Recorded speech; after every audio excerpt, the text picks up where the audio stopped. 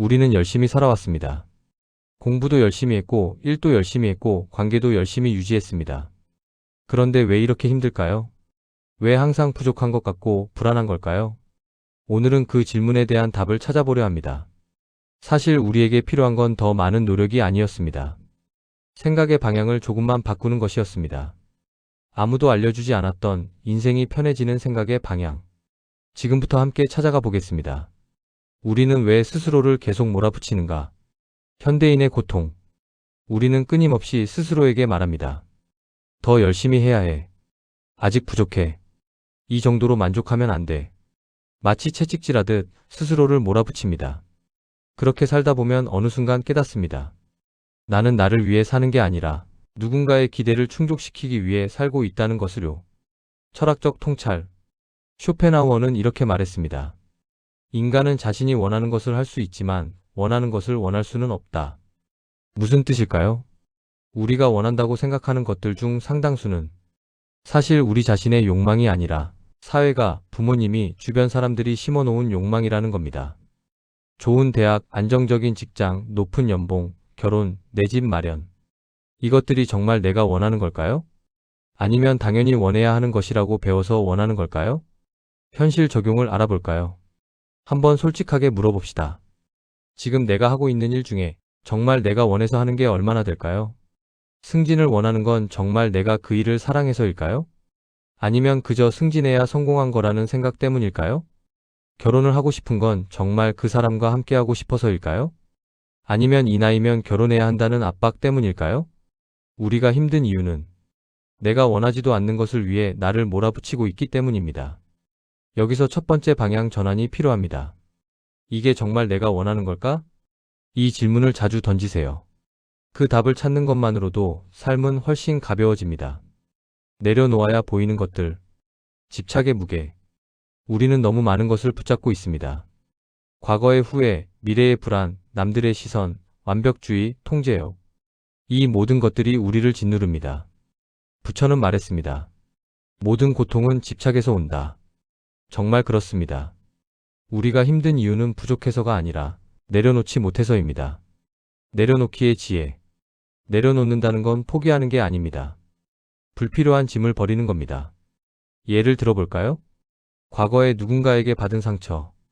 그것을 계속 붙잡고 있으면 그 사람은 편하게 살고 나만 괴롭습니다. 내려놓으세요. 미래에 대한 과도한 걱정. 어차피 미래는 아무도 모릅니다.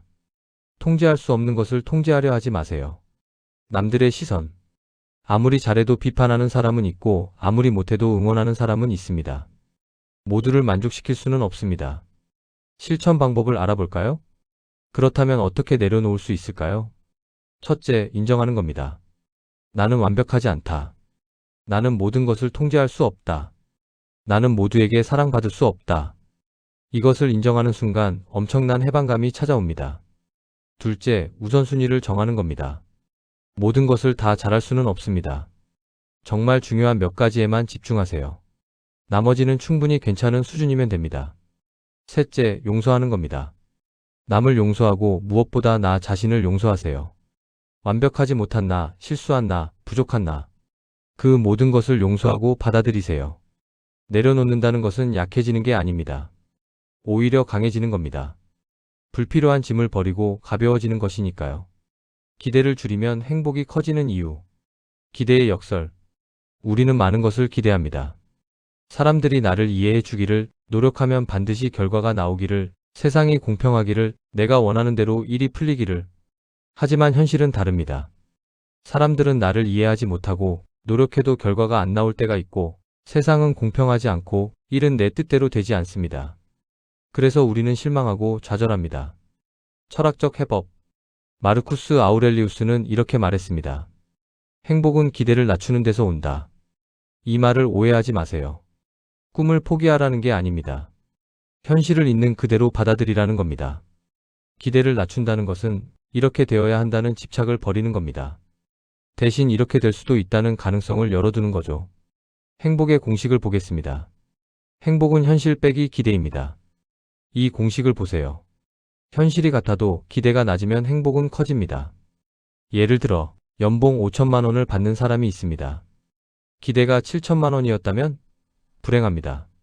하지만 기대가 4천만 원이었다면 행복합니다. 같은 현실인데 말이죠. 그렇다고 아무것도 바라지 말라는 게 아닙니다. 다만 반드시 이래야 한다는 집착을 버리라는 겁니다. 최선을 다하되 결과는 담담하게 받아들이세요. 노력은 하되 집착하지 마세요. 기대는 하되 매달리지 마세요. 그러면 삶이 훨씬 편해집니다. 생각의 방향을 바꾸는 실천법을 알아보겠습니다.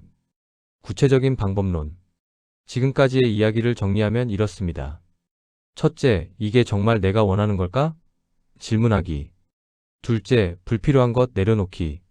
셋째, 기대를 낮추고 현실을 받아들이기. 이제 이것을 실천하는 방법을 알려드리겠습니다. 일상 속 실천. 매일 아침 일어나서 5분만 시간을 내보세요. 그리고 이렇게 물어보세요. 오늘 나는 무엇을 위해 사는가? 오늘 나에게 정말 중요한 것은 무엇인가? 이 질문에 답하면서 하루를 시작하면 불필요한 것에 에너지를 쓰지 않게 됩니다. 저녁에는 이렇게 물어보세요. 오늘 나는 무엇을 내려놓을 수 있을까? 오늘 나는 무엇에 감사할 수 있을까? 이것만 해도 삶의 방향이 달라집니다. 작은 변화의 힘. 거창한 변화는 필요 없습니다.